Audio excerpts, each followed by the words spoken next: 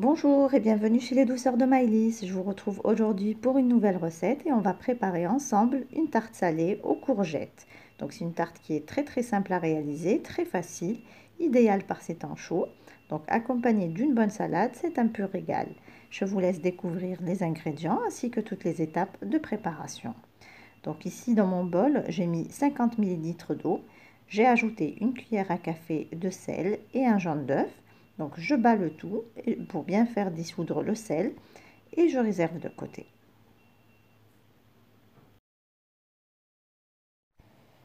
Donc ici dans mon bol du robot, je vais mettre 250 g de farine. Donc moi je le fais au robot, mais cette étape peut être bien faite à la main. Donc moi je le fais juste pour le côté pratique et rapide au robot.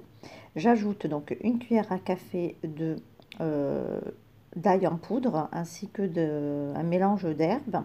Donc là c'est juste pour aromatiser la pâte, ça reste facultatif.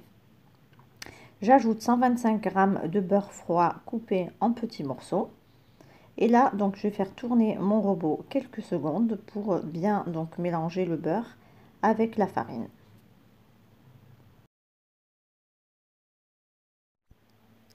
Donc voilà, voici ce que l'on obtient. Donc on obtient un genre de sable, donc une pâte bien sablée. Donc comme vous pouvez le voir ici, donc vous pouvez bien donc le faire à la main avec juste le bout des doigts. Donc vous sablez bien votre farine avec le beurre et vous allez obtenir exactement le même mélange qu'ici. Donc là, je vais rajouter les liquides que j'avais préparés à l'avance. Donc là, c'est l'eau avec le jaune d'œuf et le sel. Et je vais mélanger encore quelques secondes au robot jusqu'à former une boule.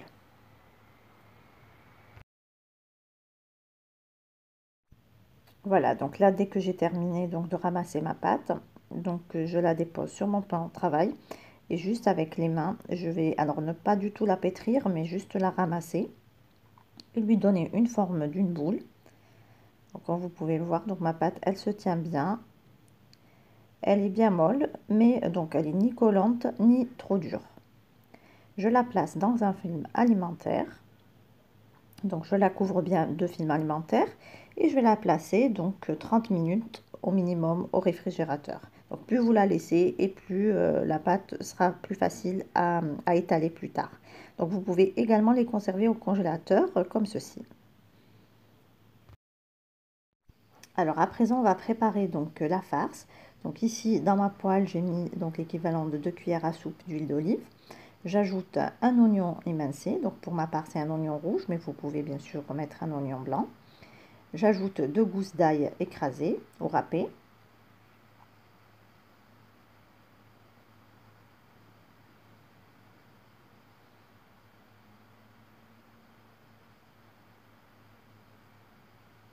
Donc je mélange bien le tout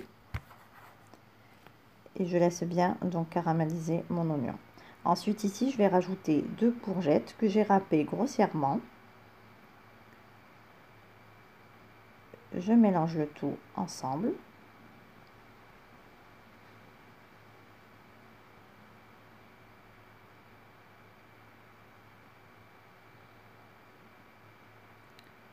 Ensuite, donc, je vais assaisonner donc d'une cuillère à café de sel, une demi-cuillère à café de poivre. J'ajoute également une demi-cuillère à café de curcuma pour donner un petit peu de couleur. Je mélange le tout.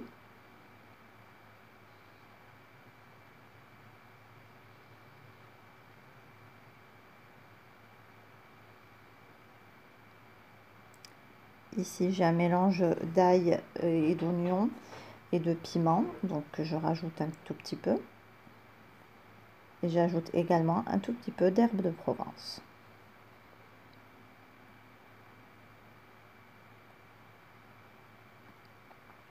Je mélange le tout et je laisse cuire tranquillement à feu moyen.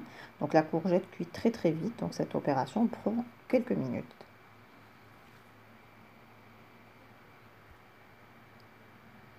Une fois que mes courgettes sont bien cuites, je réserve de côté.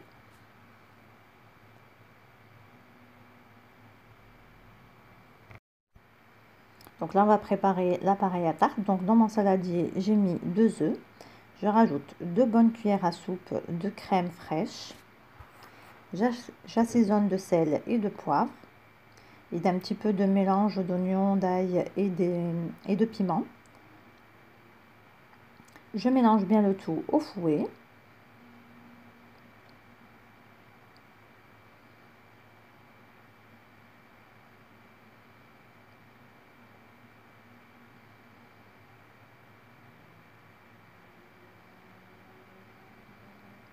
Ici, je vais ajouter un tout petit peu de fromage râpé. Je mélange le tout à nouveau et je réserve de côté. Alors ici, je reprends ma pâte que je vais venir donc étaler. Donc je fleur d'abord mon plan de travail avec un tout petit peu de farine pour ne pas que ma pâte colle. Et je vais venir donc l'étaler finement au rouleau à pâtisserie. Donc après, c'est à vous de voir et de lui donner la forme de votre choix. Donc si vous la voulez ronde ou carrée ou rectangulaire. Donc moi, je vais la faire dans un moule rectangulaire. Donc je l'étale bien finement.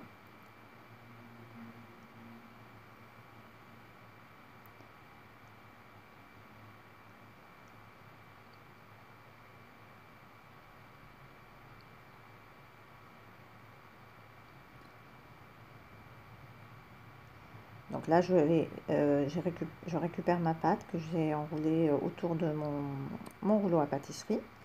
Et donc, je vais venir la placer dans mon moule. Donc là, je vais l'ajuster avec les mains parce que là, ma pâte est un tout petit peu friable, donc elle casse un peu. Et je vais venir donc bien l'ajuster dans mon moule. Ensuite, je pique le fond avec une fourchette. Ici, donc, je mets la farce à la courgette. Donc, je la mets dans le fond de mon moule. Et je lisse bien avec le dos d'une cuillère. Ici, j'ai du fromage turc, donc qu'on retrouve dans les grands bocaux. C'est un fromage qui est très crémeux. Donc, je vais l'émietter sur mes courgettes. Vous pouvez le remplacer par de la feta ou du fromage de chèvre ou un autre fromage de votre choix.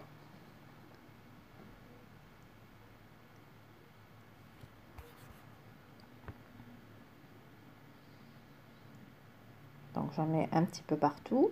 Ensuite, donc, je vais couvrir le tout avec mon appareil à quiche.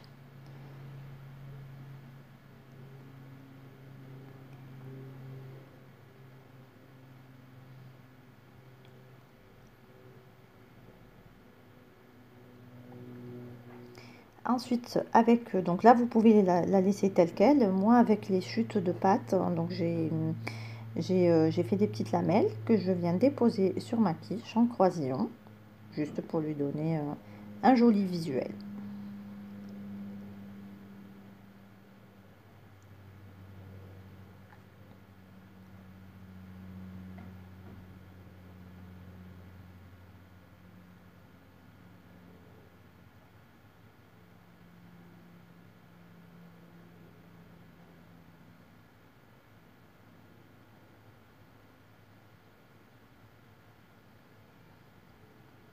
Voilà, dès que j'ai fini, donc je vais juste dorer ma pâte avec un mélange de jaune d'œuf et de lait.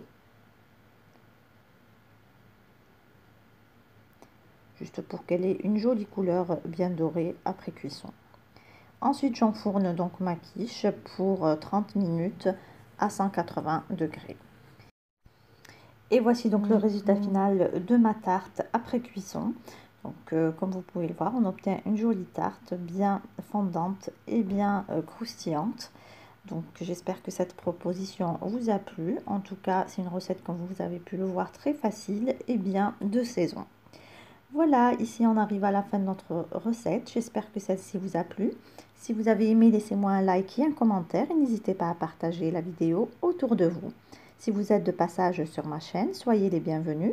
Vous pouvez vous abonner en cliquant sur le macaron qui apparaît sur votre écran et vous pouvez également activer la cloche des notifications pour ne rien rater.